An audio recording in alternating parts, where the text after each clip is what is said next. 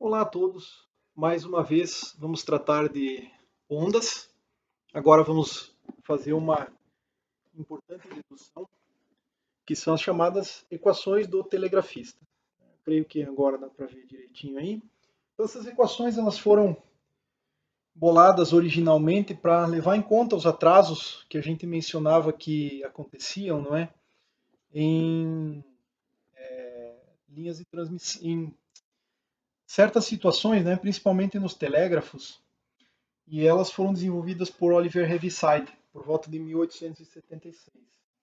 É possível fazer todas as demonstrações formalmente através das equações de Maxwell, fazendo as suposições corretas a respeito de que tipo de modo de propagação eu quero estudar, mas aqui a ideia é utilizar essencialmente a teoria de circuitos elétricos, os conhecimentos que a gente tem da teoria de circuitos elétricos.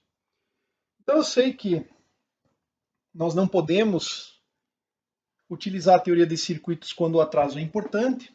Então imagine que nós tenhamos aqui um certo meio de propagação, dois condutores, pode ser um cabo coaxial, qualquer coisa, mas eu vou representar como um par de condutores aqui, onde aqui você pode ter o seu ponto de referência, Z igual a L, eventualmente você vai conectar a fonte aqui, tá? Então teria uma chave associada e aqui uma fonte que você vai conectar. E uma terminação onde eventualmente você conecta lá uma impedância de carga, ZL lá. L, eu uso L, acho que não falei anteriormente, para load, né, carga, seria o carregamento dessa linha.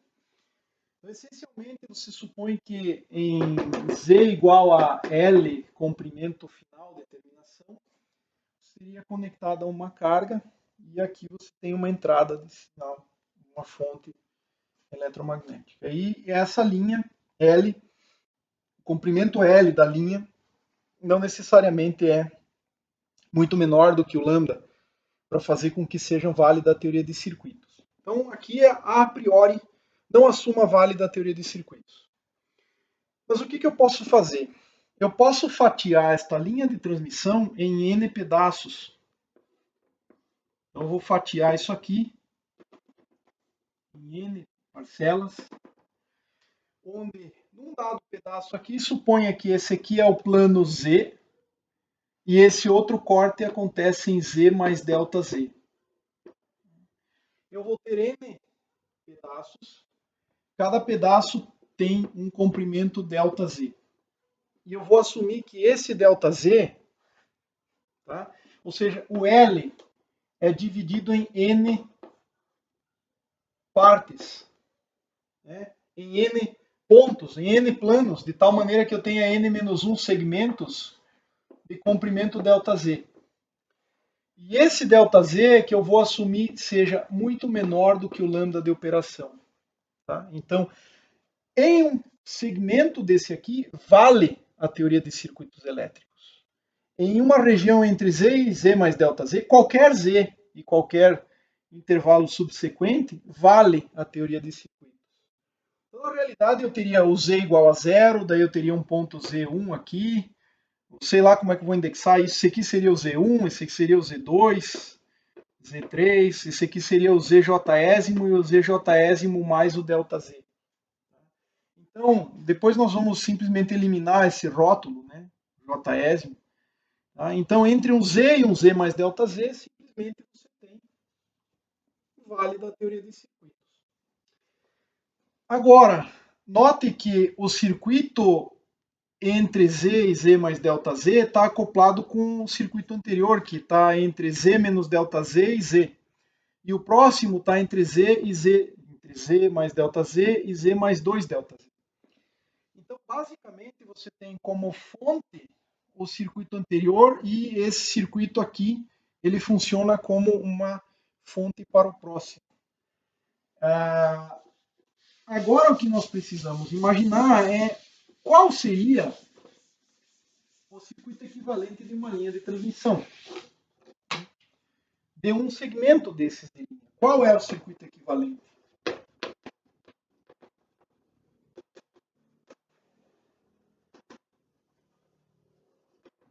De um segmento.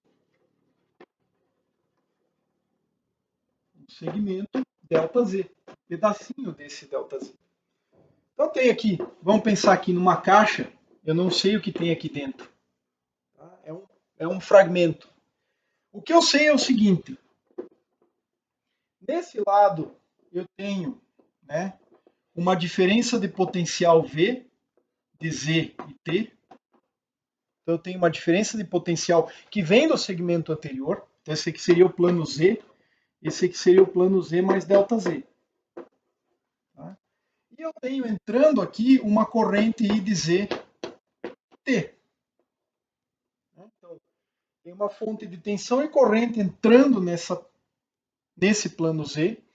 E o que ele faz? Ele entrega para o segmento vizinho uma corrente I de Z mais ΔZ naquele instante de tempo T e entrega uma diferença de potencial V de Z mais ΔZ naquele instante de tempo T. O que eu preciso saber é o que está dentro dessa caixinha. O que é o circuito equivalente aqui que conecta esse com aquele outro plano. Ou seja, que circuito eu tenho aqui no meio? Então esta é a pergunta-chave.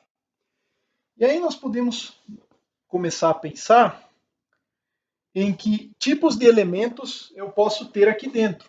Tá? Quais são os elementos possíveis? Quais são os elementos que eu posso ter lá dentro? Se nós lembrarmos que circuitos elétricos admitem resistores, indutores e capacitores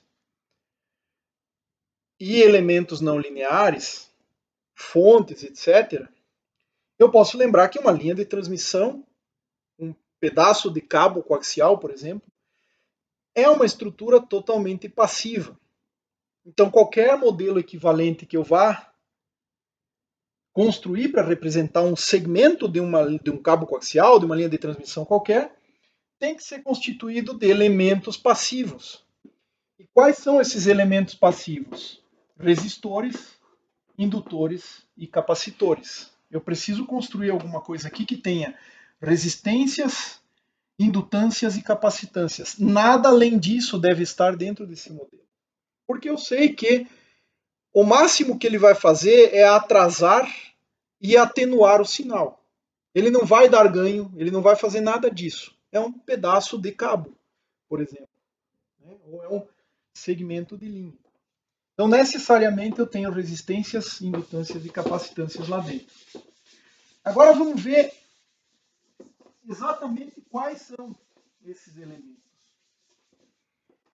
Bom, eu vou colocar aqui o modelo e aí a gente já vai discutir o que vem a ser. Então, imagine que você tem um segmento de linha, um pedaço de linha de comprimento ΔZ. Aqui tem a entrada, entra I de Z, no instante de tempo T, uma diferença de potencial V de Z no instante de tempo T. Acho que dá para ver direitinho aí.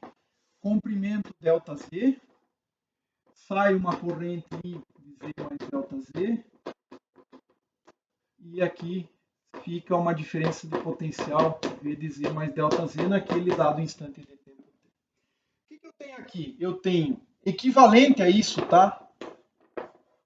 Equivalente a isso, o que eu tenho? Um indutor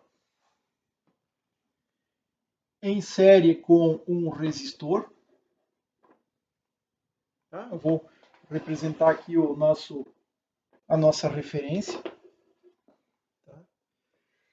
E eu tenho um capacitor em paralelo com um outro resistor.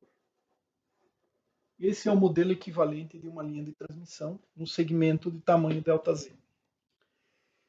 Eu vou representar esse número aqui como L, a indutância L vezes ΔZ. Então, note que este L, propriamente dito, aqui não tem unidades de Henrys. Tem unidades de Henry por metro, porque vezes ΔZ em metros eu vou ter Henrys. Ou seja, essa indutância é L vezes ΔZ. Essa resistência aqui é R vezes ΔZ.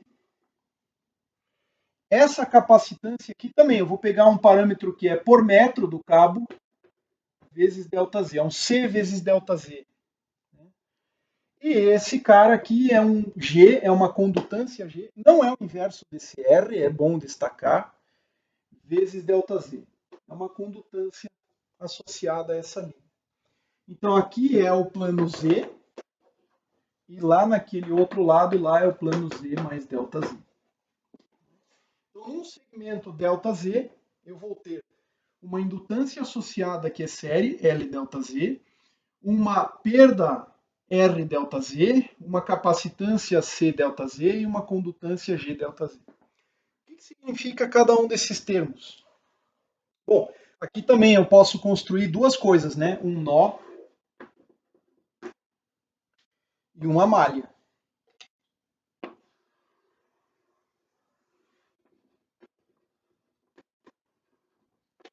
O que significam esses termos? Bom, vejam só o seguinte.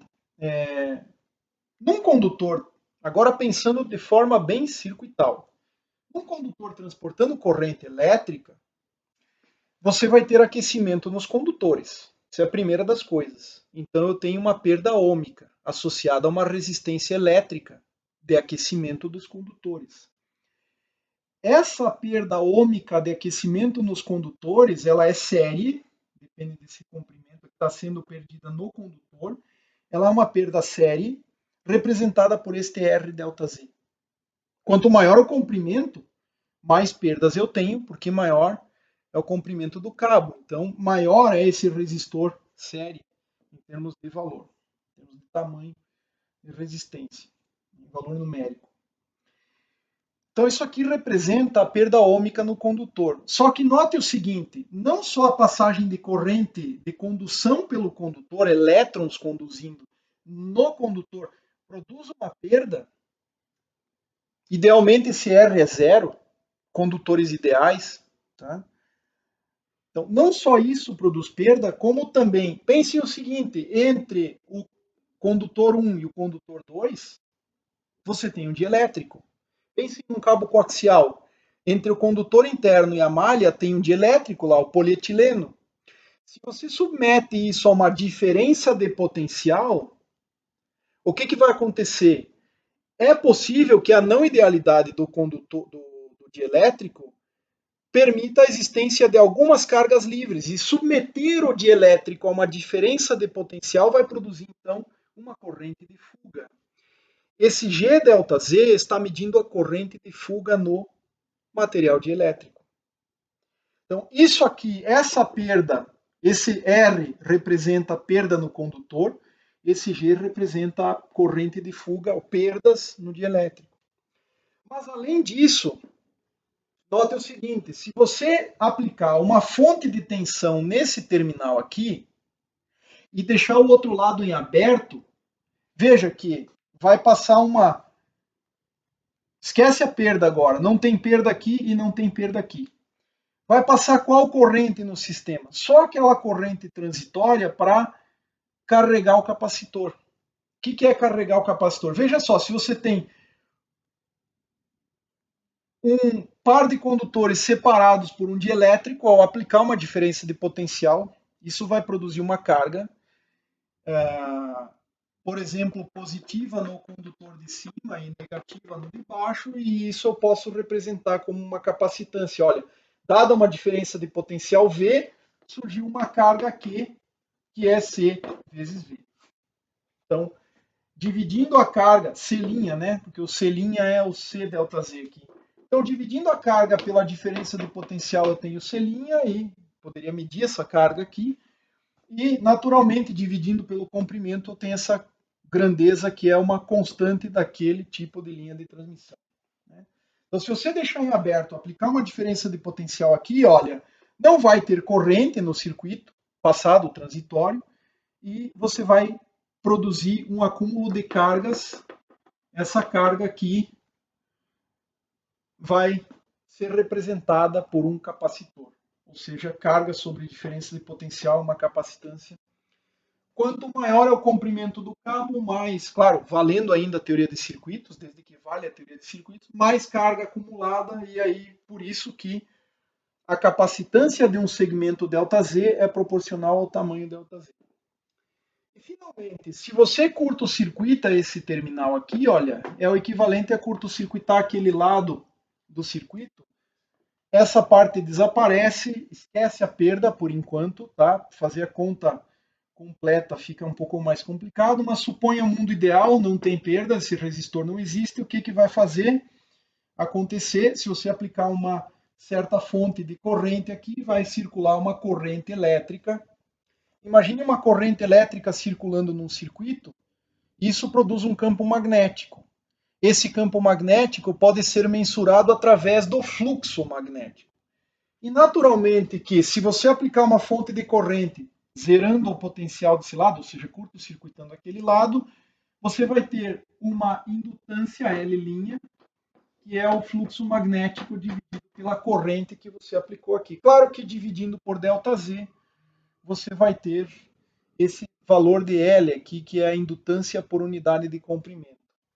Então, bem simples, se você tiver um pedaço de linha em que você possa descartar as perdas, mundo ideal, linha sem perdas, você pode simplesmente, curto-circuitando esse lado aqui, medir a indutância, deixando em aberto e aplicando uma fonte de tensão, medir essa capacitância.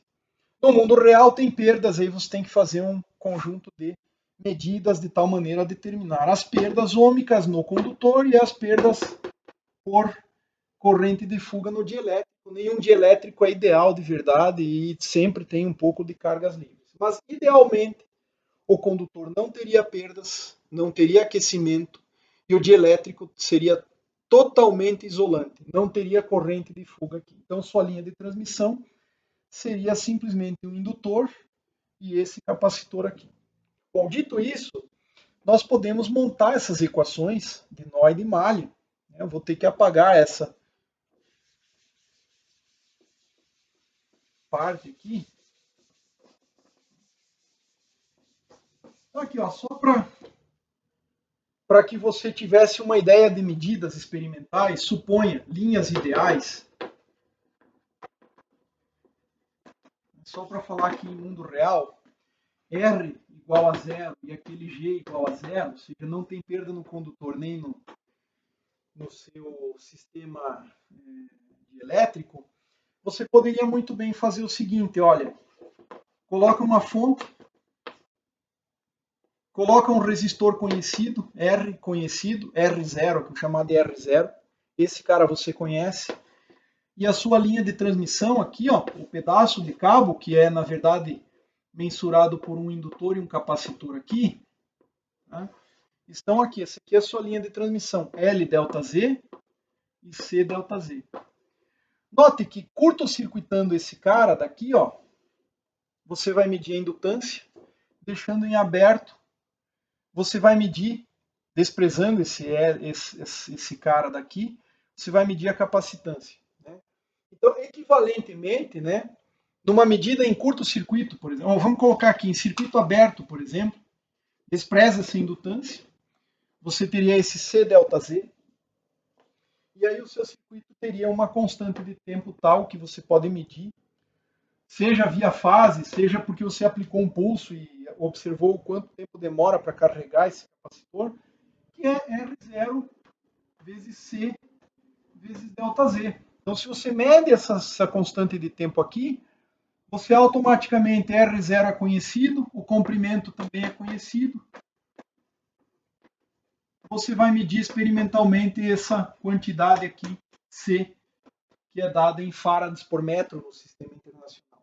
Equivalentemente, você pode medir a constante de tempo para um indutor, mesma coisa aqui, fonte de tensão, mede a constante de tempo de um circuito LR, no caso, e aí você vai conseguir encontrar a indutância nesse caso. Então, essa é uma forma experimental, você poderia pegar um segmento ΔZ, muito menor do que o lambda que você vai aplicar, porque você vai aplicar uma fonte V0 elevado a ωt. Se ômega te dá uma frequência tal que corresponde a um certo lambda nessa estrutura que é muito maior do que o pedaço, 1 metro de cabo. Então, você usa um comprimento de onda de 100 metros, 50 metros ou 1000 metros, o que quer que seja. Lambda muito maior que o pedaço do cabo que você usou para medir. E aí você vai medir essa constante aqui, assim como curto-circuitando aqui, morre a capacitância e sobra o indutor aqui, né? Então, aí você vai ter o L lá, que também é uma função de uma constante de tempo. Você assume, idealmente,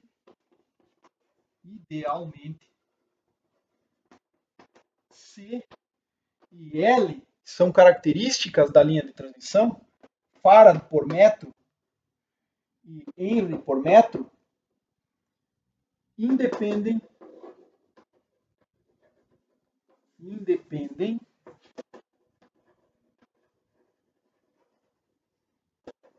de F, ou seja, da frequência de medida. Então você admite que isso são constantes do seu guia de ondas, ou seja, da sua estrutura, da sua linha de transmissão. Bom, voltando ao circuito, note o seguinte, nós temos aqui um L delta Z,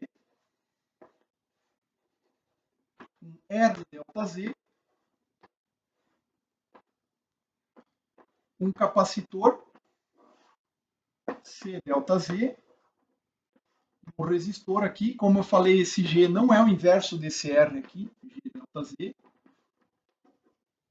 Temos duas regiões, esse aqui é onde tem a corrente que circula aqui, I de Z e T, e uma diferença de potencial aqui, V de Z e T. Do lado de cá você tem a corrente que vai embora, I de Z mais delta Z, e a diferença de potencial desse nó aqui, V de Z mais delta Z, no instante de tempo T. Então você pode aplicar uma lei de nó aqui e uma lei de malhas. Então vejam só, no nó, o que nós temos? Uma corrente entrando, I de Z mais delta Z, desculpa, I de Z e T. Uma corrente indo para o próximo circuito, então subtraio ela.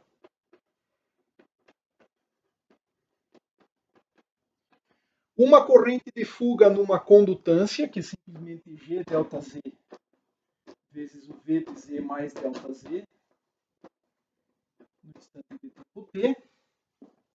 E uma corrente de fuga num capacitor, que a gente sabe que é corrente num capacitor, é capacitância do capacitor vezes a derivada em relação ao tempo da diferença de potencial naquele nó. Então, essa aqui é a equação do nó.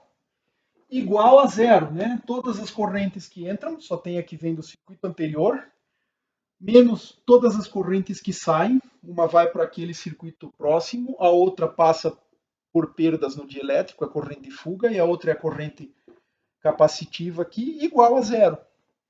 Esse é o nó que nós temos aí. Então note que ao final das contas nós vamos poder dividir toda essa equação por ΔZ. Então esse termo aqui vai morrer o ΔZ aqui também. E aqui nós teremos o quê? I de Z e T menos I de Z mais ΔZ sobre ΔZ. É o passo seguinte. Tá? Não sei se vai dar para montar essa equação aqui, mas eu posso fazer a malha também. Olha só, a malha.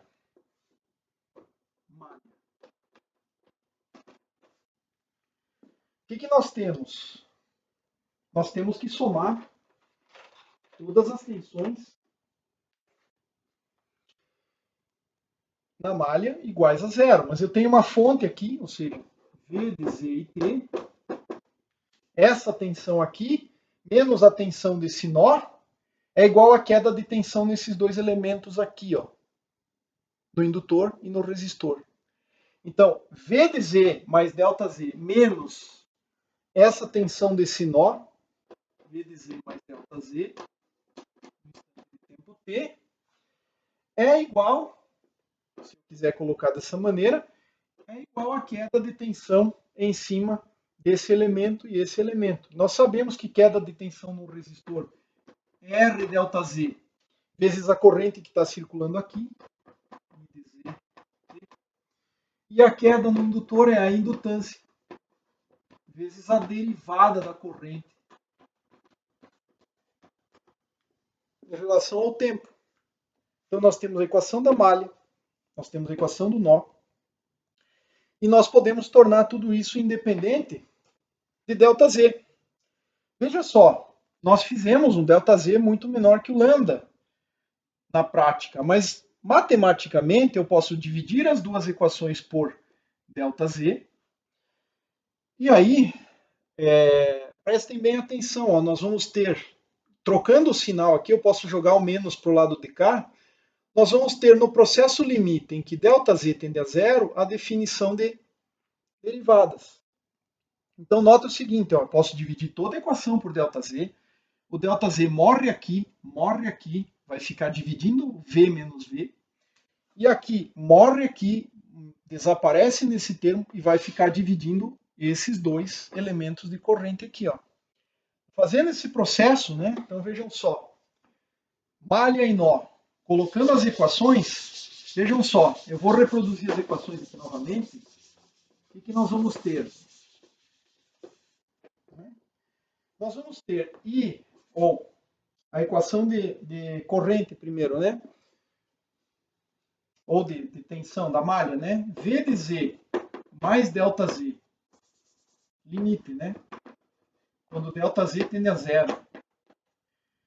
V de Z mais ΔZ, naquele instante de tempo, menos V de Z e T, mesmo instante de tempo, sobre ΔZ, é igual a RI de Z e T. Eu vou omitir o Z e T, o argumento, para não ficar muito denso aqui, mais L, eu já dividi pelo ΔZ, o ΔZ veio parar aqui, ó.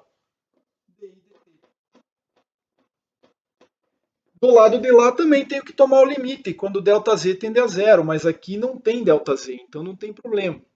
E se tivesse ΔZ dentro do argumento, que é o que acontece na equação seguinte, ΔZ tende a zero, não está dividindo por nada, não acontece nada. É aqui que eu tenho um limite cuja definição é a derivada. Né? E no outro lado, né, na outra equação, a equação do nó, eu vou ter limite quando ΔZ tende a zero. Aqui nós teríamos I de Z mais ΔZ, T, menos I de Z, mesmo T, tudo isso dividido pelo ΔZ é igual a G vezes V menos C dV dt. Ó, lá teria V de Z mais ΔZ, V de Z mais ΔZ no instante de tempo T. No limite, quando ΔZ tende a zero, não tem indeterminação nenhuma, é só fazer ΔZ igual a zero e aí você vai ter V de Z e T, V de Z e T. Isso é uma derivada da tensão em relação a Z, isso é uma derivada da corrente em relação a Z, e nós temos as duas equações do telegrafista. Então, as duas equações mais conhecidas das linhas de transmissão, que é o que interessa. Então, no limite, esse limite é uma derivada, esse limite é uma derivada. Então, no limite, nós temos as equações de telegrafista.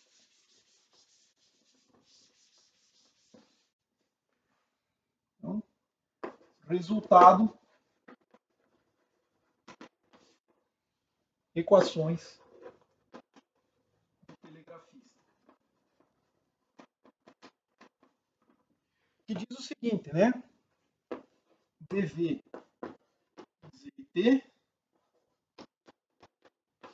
dz igual a RI, que é uma função de z e t, menos L, derivada temporal de I como função de z e t, e dI dz como função da posição e do tempo, igual a G de z e t menos C dV. Essas são as equações fundamentais. Essas equações, elas implicam uma parcela puramente ondulatória e uma parcela de perdas, uma parcela dissipativa, que é devido a esse termo aqui e esse termo aqui. Esses termos aqui, eles produzem dissipação, perda nos metais, condutores, etc., que fazem parte daquela estrutura, perda nos dielétricos. Então, existe uma situação de interesse para nós e que valem em distâncias não tão longas assim, a ponto de fazerem as perdas ficarem evidentes. Também outro detalhe importante que R e G são dependentes da frequência, então esses caras sim dependem da frequência, muito fortemente. Então eles vão aumentando com a frequência e vão produzindo mais perdas. Então, fora desse limite, nós temos uma coisa, ou ainda, no mundo ideal, nós temos uma coisa chamada linhas sem perdas. Linha com perda é acrescentar um fator de decaimento exponencial com a distância. Mas as linhas sem perdas, linhas ideais, são aquelas em que R é igual a zero, G é igual a zero. Tá? Então, nesse caso, nós temos duas equações. Eu vou omitir o Z e T nos argumentos, tá? Que dizem o seguinte: dV dz igual a menos L dI dt, tem mais perda. dI dz igual a menos C dV dt. Note aqui que você tem um par de equações acopladas agora. A derivada da tensão no espaço corresponde com uma constante de proporcionalidade menos L, a derivada da corrente no tempo. E a derivada da corrente no espaço corresponde à derivada da tensão no tempo.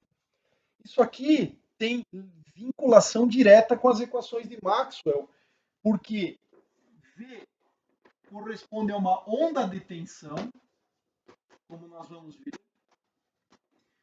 e corresponde a uma onda de corrente,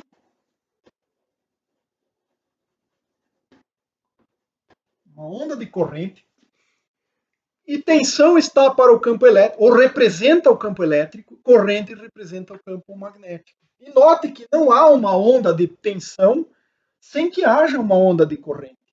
Elas são acopladas. Então, se V variar no espaço, aparece uma derivada espacial, uma derivada temporal de I. E se esse I varia no tempo e no espaço, naturalmente que vai aparecer o seu dual, que é a tensão. Então, não há como você dissociar uma coisa da outra. Então, tensão corresponde a campo elétrico, corrente corresponde a um campo magnético, é uma medida indireta desses, e, portanto, essa equação, esse par de equações, a rigor o anterior com perdas também, tá? Mas esse par de equações aqui representa a propagação de ondas eletromagnéticas.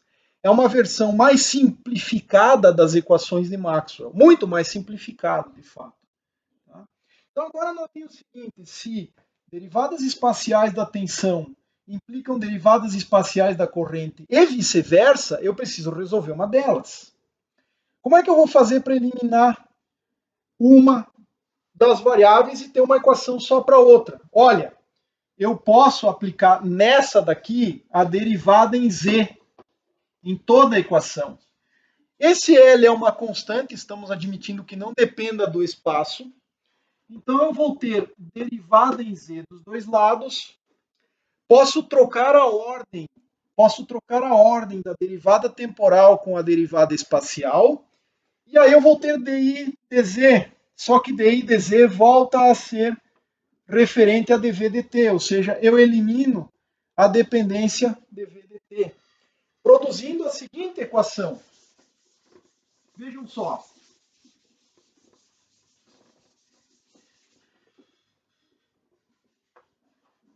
D2V dz2, é a derivada segunda, igual a menos L, que nós admitimos constante ao longo de toda a estrutura, derivada temporal de dI dz, porque trocamos a ordem da derivada espacial com a derivada temporal, e aqui nós podemos colocar a equação para o dI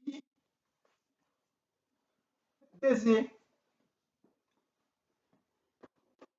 Isso vai produzir menos C dV dt aqui, dI dz, é menos C dV dt, e isso aqui então, menos mais, C. C não depende do tempo, e aí nós teremos então uma derivada segunda de V em relação ao tempo. Então, ao final das contas, a segunda derivada espacial da onda de tensão corresponde à segunda derivada temporal da onda de tensão com uma constante de proporcionalidade. Eu já falei em onda porque eu já sabia que o resultado, ao final das contas, é uma equação de ondas. Então vejam só, se nós passarmos esse fator para o lado de cá, nós teremos zero do outro lado, e a nossa equação ficará da seguinte forma. Né? Derivada segunda em relação ao tempo menos LC, desculpa, derivada segunda em relação ao espaço menos LC, derivada segunda em relação ao tempo da onda de tensão. Você pode fazer a mesma coisa para a onda de corrente, a equação será a mesma, igual a zero. Agora notem que esta equação é uma equação de ondas. Tem a cara da equação de ondas, derivadas segundas no espaço menos derivadas segundas no tempo. Dimensionalmente, note o seguinte, derivada segunda no espaço é 1 sobre metro quadrado. Derivada segunda no tempo é 1 sobre segundo ao quadrado. Então, esse produto LC tem que ter unidades de inverso de velocidade, né? Porque aí segundo quadrado cancela, ficamos 1 sobre metro quadrado. 1 sobre metro quadrado nesse outro termo. Então, dimensionalmente, olha, dimensionalmente eu sei o seguinte.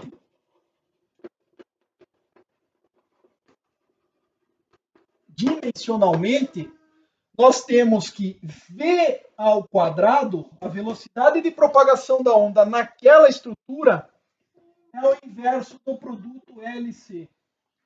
Onde esse L é medido em henries por metro e esse C é medido em farads por metro. Então, nós temos uma equação de ondas cuja velocidade está associada a características intrínsecas daquela linha de transmissão. Não dá para demonstrar com a teoria circuital, mas para finalizar esse ponto aqui, é dado, né, por esse momento é dado que o produto LC, para uma linha de transmissão sem perdas, que é igual ao inverso da velocidade ao quadrado, isso aqui é igual ao produto entre a permissividade dielétrica epsilon do dielétrico e a permeabilidade magnética μ do dielétrico. Então, basicamente, a velocidade de propagação de uma onda eletromagnética em uma linha de transmissão está associada às características, se a linha for ideal, às características do dielétrico. Tá? Então, V é igual a 1 sobre raiz quadrada de μ epsilon, que é a mesma coisa que 1 sobre a raiz quadrada de LC, e isso aqui é basicamente em linhas de transmissão sem perdas associadas ao dielétrico, aos materiais, ou aos dielétricos, né? Aos materiais dielétricos.